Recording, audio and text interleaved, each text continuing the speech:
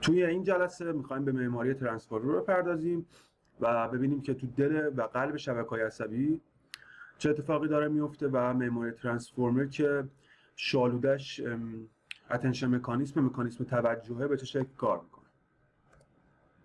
خب یه ویدیو آوردم از پیج hack.ai، خیلی خوب توضیح داده بود. من سعی کردم روی همین ویدیو برم جلو چون اسلایدام دلیت شد دیگه، اسلایدار درست نکردم. این خیلی خوب داره توضیح میده، خیلی ایلاستریشنش جذابه، خوب توضیح داده و هم از توضیحات خود این ویدیو استفاده خواهم کرد، هم خودم توضیحاتی رو اضافه میکنم که امیدوارم خدمتتون خوب باشه. خب ترانسفورمر آرکیتکچر از دو بخش انکودر و دیکودر تشکیل شده که جلوتر به تفصیل میپردازیم هر کدوم چیکار میکنه، ولی اینجا شمای کلی میبینید از ترانسفورمر که یه طوفانی رو توی قلب هوش مصنوعی به پا کردن و تقریبا NLP رو به یه لول دیگه ای بردن.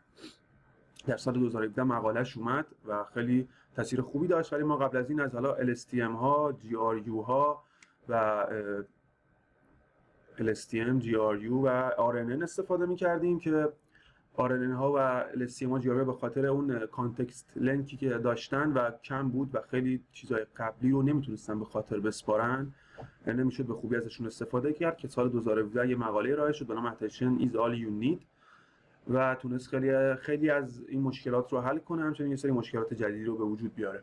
حالا میریم جلو و به تفصیل بررسی می‌کنیم.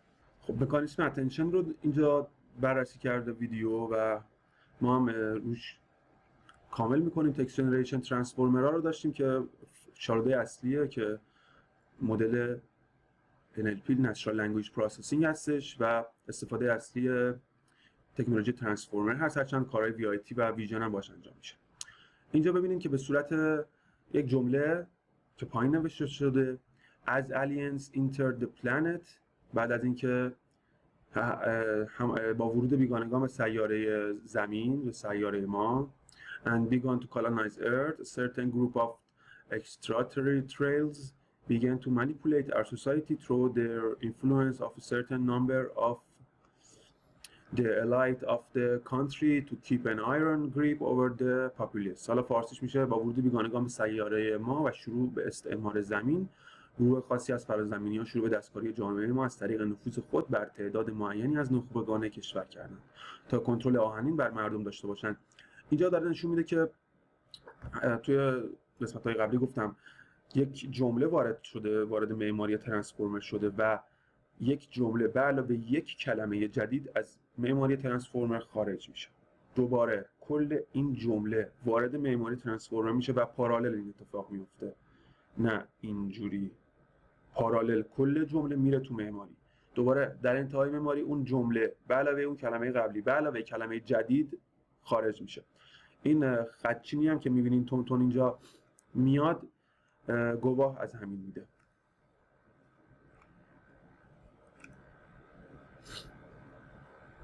یه بار دیگه این قسمتشو ببینیم.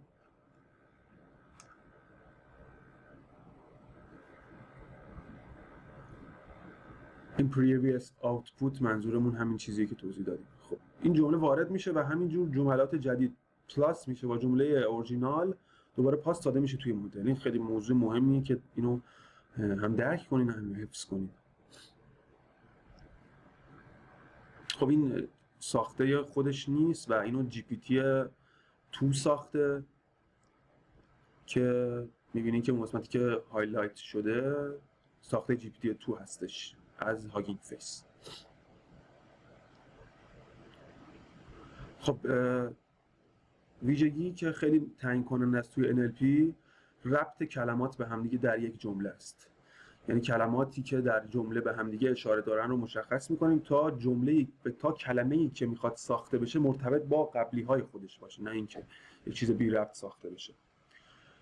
و این خیلی مهمه که پس اگه من قراره جملات قبلی رو هم به خاطر داشته باشم و ربطشون رو به هم بدونم، خیلی مهمه که بتونم همه جمله رو تو ذهنم داشته باشم که RNN ها به خاطر معماری که داشتن نمیتونستن کل تکست رو، حالا محدود بود ظرفیتشون، توی خودشون داشته باشن و ربط رو داشته باشن. GRU و LSTM هم که اومدن باز تا یه حدی ایمپروومنت داشتن ولی باز نمیتونستن به طور کامل به طور کامل، حالا اتنشن مکانیسم که اون موقع نبود، به طور کامل ربط بین کلمات توی جمله رو درک کنن، تا زمانی که اتنشن مکانیسم اومد و با کامپیوت پاور به اندازه میتونست تقریبا اینفینیت بی‌نهایت ربط بین کلمات مرتبط رو درک کنه.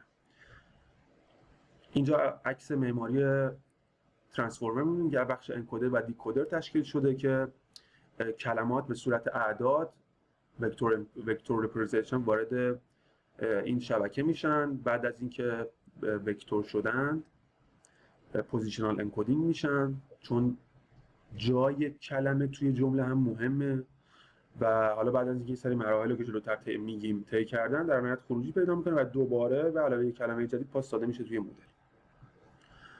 مثلا به عنوان ترجمه ازشون استفاده میشه و الان استفاده اصلیشون چت بات ها هست که ما روی مثال های هاو آر یو I'm fine قرار معماری ترانسفورمر ها رو بررسی کنیم.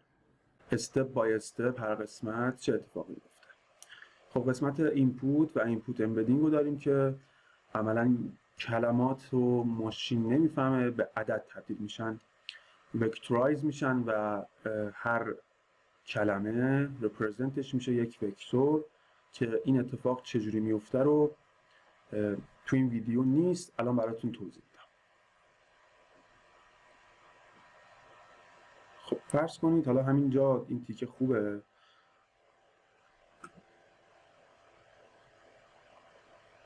چون بزنم عقب، اینجا خوبه، خب اینجا خوبه، اینجا میرسیم. حالا من یه صفحه قلم نوری دارم که تازه دارم باش کار میکنم، یکم حالا ممکنه بدخط باشم. ببینین کلمات رو ماشین نمیفهمه، ما مجبوریم به صورت عدد کلمات رو به ماشین پاس بدیم که به این کار میگن امبدینگ. و چجوری این عمل اتفاق میفته؟ یکی از واقعا قوی ترین الگوریتم و تکنیک های ماشین لرنینگ همینه که ما بتونیم کلمات رو عدد کنیم. خب مثال میزنم، فرض کنیم ما یک فضای امبدینگ داریم، واقعا نمیتونم باش کار کنم، حالا کم کم اوکی میشه دیگه. خب توی این فضای امبدینگ کلمات مرتبط با هم به خاطر طی کردن فرآیند ترین روی یک عالم از دیتا کنار هم قرار گرفتن. یعنی چی؟ یعنی مثلا ما تو این قسمت از این فضای امبدینگ دو بعدیمون داریم کت،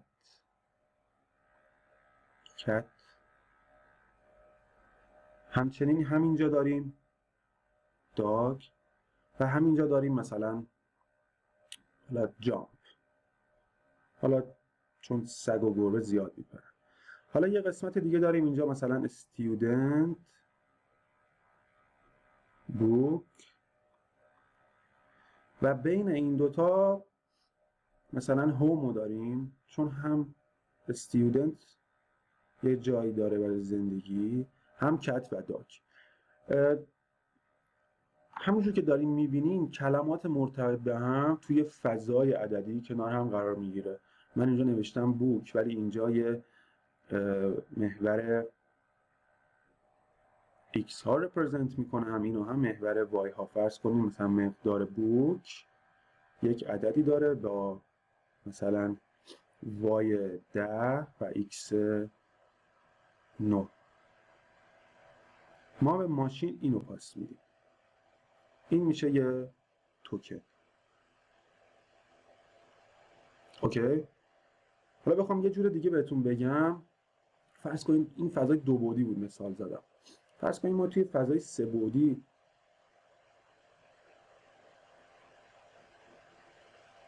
چقدر بد کشیدم. پاک کن رو بردارم، اینو پاک کنم، اینو پاک کنم. خب فرض کنید توی فضای سه بعدی داریم ما الان، خیلی سخته. خب و همچنین توی این فضای سه بعدی یه چیزی داریم، کلمه‌ای داریم با این رپرزنتیشن به نام کامپیوتر دایره بزرگتر یعنی نزدیکتر به صفحه، یعنی محور زد بیشتری داره، و دایره کوچکتر یعنی از صفحه دورتره، داخلتر به صفحه و دایره کوچکتری داره. و یه چیزی اینجا داریم مثلا مثل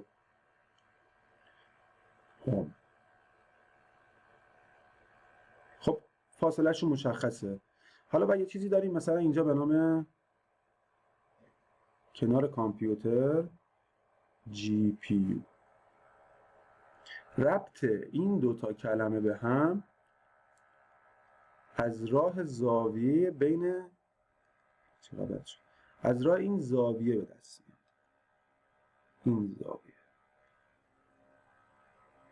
این زاویه میشه ربط بین این کلمات به هم دیگه. حالا ببخشید من سعی میکنم بیشتر تمرین کنم بتونم بهتر بنویسم ما این صفحه نوری. امیدوارم حالا متوجه شده باشین. خب از اول خلاصه میگم ماشین جملات رو، کلمات رو به صورت تکست و استرینگ متوجه نمیشه. ما مجبوریم که کلمات رو نسبتی بهش بدیم. یعنی چی؟ یعنی بیام بگم این کلمه نسبت به این کلمه در ابعاد مختلف متفاوته، عددش متفاوته. اگه کامپیوتر وکتور رپرزنتیشنش مثلا یه چیزی مثل 20 و 30، جی پی یو احتمالاً 20 مثلا جی پی یو احتمالاً 18 و 35. اوکی؟ همونجوری که توی این مثال گفتم کلماتی که حالا به هم مرتبط ترن اینا پیش هم قرار میگیرن، ما به اینا میگیم وکتور کردن. وکتور میکنیم کلمات رو در فضای وکتورایزیشن کلمات رو امبد میکنیم، به وکتور تبدیل میکنیم و اینجوری کلمات رو پاس میدیم به مدل. حالا یه تیکه از دمو اوپن ای آی که میاد فرق بین توکن و کرکتر رو هم میگه باز میذارم واسهتون که کامل متوجه بشین منظورم چی بوده. پس کلماتی که به هم مرتبطن توی فضای اعدادشون به هم نزدیکتره و مدل اینجوری متوجه میشه که ما داریم راجع به چی صحبت میکنیم. به وکتور تبدیل شدن و فقط این کافی نیست، چون پوزیشن کلمات هم مهمه. بخوام یه مثال بزنم، فرض کنیم پوزیشن کلمات هم مهمه که میگم پوزیشن انکدینگ. من پیتزا خوردم، اوکی؟ حالا جمله دوم پیتزا منو خورد. کلمات همونه، توکن ها همونه، ولی فقط پوزیشن عوض شده و کامل معنی عوض شده. خب این چالشیه که در دنیای NLP وجود داره. این چالش رو اینجوری حل کردن که تونستن با پوزیشنال انکدینگ متوجه شه مدل و کامپیوتر که خب هر کلمه کجاست و پس چون اونجاست نسبت به کلمات دیگه احتمالاً معنیش چیز دیگه ای خواهد بود. پس بعد اینکه کلمات به عدد تبدیل شدن و بعد اینکه پوزیشن انکدینگشون رو به دست آوردیم، این دوتا وکتور رو با هم جمع میکنیم. حالا توی ویدیو اومده یه سری اضافه گفته، حالا به نظر من نیاز نیست بدونین، ولی حالا اینجا گفته پس من حالا اشاره کوتاهی میکنم. واسه پوزیشنال انکدینگ از دو تا تابع کوسینوس و سینوس استفاده میشه که واسه اعداد فرد از این فرمول کوسینوس استفاده میشه و واسه اعداد زوج از این فرمول سینوس استفاده میشه. دو تا وکتور خواهیم داشت، وکتور مختص به کلمه، وکتور مختص به جایگاه کلمه در جمله. اینا با هم جمع میشه و الان ما یه وکتوری داریم که هم معنای کلمه هم جایگاه کلمه رو در خودش جا داده. وارد لایه انکودر میشه، این وکتور وارد لایه انکودر میشه و به اولین چیزی که میرسه مولتی هد اتنشن. مولتی هد اتنشن که همون اولین جایگاهیه که اتنشن مکانیزم عمل میکنه. به این صورت که مولتی هد اتنشن به این صورت که وکتور وارد مولتی هد اتنشن مکانیزم میشه و بعد میره توی لایه ادن نورم، بعد میره توی لایه فید فوروارد و بعد دوباره نورم میشه. خب ما یه 4 تا وکتور داشتیم، هر کدوم واسه یک کلمه های how are you. مکانیزم سلف اتنشن رو سمت چپ میبینید، کیو داره، کا داره و وی داره. اگه بخوام اینا رو توضیح بدم اینجوری که ویدیو گفته خیلی خوب گفته، یعنی قابل فهمه در سطح های لول. فرض کنین توی یوتیوب دارین سرچ میکنین، یه کوئری رو میزنین، اوکی؟ این کوئری میره توی دیتابیس یوتیوب و کیز هایی که حالا کی ها چی هن؟ ویدیو تایتل ها، دیسکریپشن های ویدیو و غیره. توی این کیز ها میگرده دنبال، آره اینجا گفته خودش میگرده دنبال اون چیزهایی که به کوئری شما میخوره و اون ویدیویی که شما میخواین میشه ولیو و اون ویدیو رو به شما خروجی میده. پس کوئری میزنیم، توی کیزها دنبالش میگردیم و ولیو رو ازش استخراج میکنیم. اوکی؟ حالا اینجا توی مثال ما از یه لایه لینیر رد میشه، میره تو لایه متمل که مت مولتی هده که کوئری ضرب در کی میشه و یه اسکور ماتریکسی داریم که نشون دهنده اینه که توجه هر کلمه به کلمه دیگه چقدر باشه. به عبارت دیگه هر کلمه به کلمه دیگه چقدر ربط داره که میبینیم که هر کلمه به خودش بیشترین ربط رو داره و کلمات مرتبط به هم ربط بیشتری رو نسبت به اعداد دیگه دارن. تقسیم میشه به رادیکال دایمنشن کیز اند ولیوز. تقسیم میشه به رادیکال دایمنشن کوئری و کیز که یه اسکور به ما میده و ما سافت مکس میگیریم از این اسکور که سافت مکس میاد اعداد بزرگ رو بزرگتر میکنه، اعداد کوچیک رو کوچیکتر میکنه که یک رپرزنتیشن احتمالی به اون میده، یعنی اون اعداد رو به احتمال تبدیل میکنه. و این اتنشن ویت، وزنهای توجه، به قول یکی از بچه‌ها اتنشن ویت میاد ضرب در ولیو میشه و آوتپوت ما به دست میاد. پس ما کیو رو داشتیم ضرب در وی میشد، تقسیم بر رادیکال دایمنشنشون میشد، خروجی سافت مکس میگرفتیم، احتمال میشد، دوباره ضرب در ولیو میشد و از یه لایه لینیر رد میشد. حالا به طور خلاصه اگه دوباره بخوام بگم اینه که کوئری کی ولیو از توی سلف اتنشن هدا رد میشن. اینجا این نکته رو بگم توی ویدیو نگفته چرا چندین سلف اتنشن هد داریم. خب هر اتنشن هد مختص پیدا کردن توی فرآیند ترین یاد گرفته که یک رابطه بین کلمات رو پیدا کنه. یه اتنشن هد یاد گرفته بین رابطه بین اسم و متمم، نهاد، فعل و اجزای جمله رو پیدا کنه. یه اتنشن هد یاد گرفته صفات رو چک کنه در رابطه ترین. اینا دستی تنظیم نمیشن، اینا پس از پروسه ترین اتوماتیک به دست میان. یه اتنشن هد یاد گرفته رابطه بین کلماتی که ریتمیک هستن رو چک کنه و این اتنشن هد ها خیلی هاشون اصلا ما متوجه نمیشیم چی کار میکنن. یعنی اونایی که مشخصن که گفتم حالا و چند تای دیگه، ولی مثلا همینا که خیلی هاشون رو نمیدونیم چی کار میکنن، از دیدگاه انسانی روابط دیگه ای رو بررسی میکنن که تعریف نشده است. و حالا واسه N2 مثلا حالا بین مثلا 12، حالا تو خود پیپر اورجینال گفته بین 12 تا 100 تا معمولا اتنشن هد داریم که بستگی به کانتکست ویندو داره. هرچی کانتکست ویندو بزرگتری داشته باشیم اتوماتیک میتونیم اتنشن هد بزرگتری هم داشته باشیم. خب اینجا N2 از 2 تا اتنشن هد رد شده، روابط بین کلمات داره در میاد. مخلص کلام اینه، روابط بین کلمات استخراج میشه، از یه لایه لینیر رد میشه و خروجی یک برای هر کلمه یک وکتور خواهد بود که هم حاوی اتنشن خواهد بود، هم حاوی پوزیشنال انکودینگ خواهد بود و هم حاوی خود انکد وکتور امبدینگ اون کلمه خواهد بود. بعد از اینکه از اتنشن هد خروجی رفت اد و نرم شد، وارد یک لایه فید فوروارد میشه که یک لایه رلو بینشونه و یه شبکه دنس لینیره و خروجی رو پاس میدیم به دیکودر. پس ما انکد میکنیم، میبریم در فضای اعداد، مقدار ربط کلمات رو به هم از طریق مکانیسم اتنشن به دست میاریم، از یه لایه فید فوروارد رد میکنیم، میشه فرآیند انکودینگ، پاس داده میشه به لایه میانی دیکودر. پس این شد ترانسفورمر انکودر. خب الان میرسیم به قسمت دیکودرها که دیکودرها هم اسنس و اسارش تقریبا از انکودر میاد، ولی حالا یه سری تفاوت‌ها داره. مثل لایه اول مولتی اتنشنش یه آپشنال ماسک داره، حالا میتونیم داشته باشیم، آپشنال میتونیم نداشته باشیم. ماسک میکنیم که مدل رو جلوگیری کنیم از اینکه جلو بره پیش بینی کنه. کلماتی که نمیخوایم پیش بینی کنه رو منفی بی نهایت بهشون میدیم، الان توضیح میدم دقیقاً. بعد وارد یه مولتی اتنشن دیگه میشه که باز خروجیش از انکودر میاد، میره توی شبکه عصبی فید فوروارد میشه، دوباره میره توی لینیر یه سافت مکس میگیره که احتمال بشه دوباره یک توکن جنریت میشه، دوباره پاس داده میشه از به دیکودر و دیکودر دوباره این فرآیند رو طی میکنه. بعد اینکه امبد کردیم، بعد اینکه پوزیشنال انکودینگ کردیم، وارد مولتی هد اتنشن میشیم.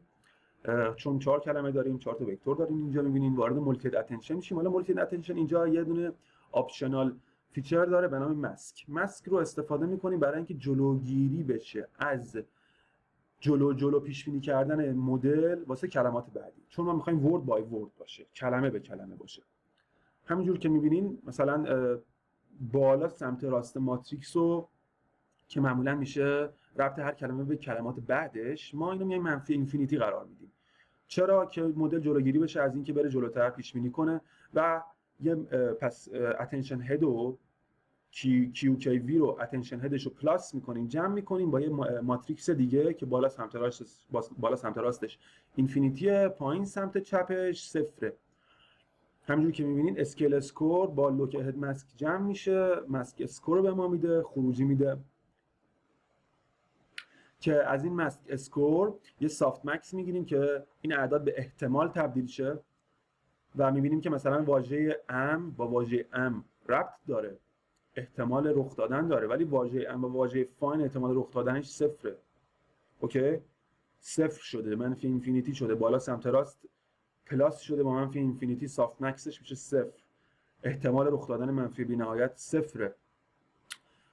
و میبینیم که حالا بریم جلوتر، این ان بار اتفاق میفته، همینجور که گفتم هدهای مختلفی داریم، هر هد مسئول شناسایی ربط‌های مختص به خودشه که در طی فرآیند ترین به دست میاد.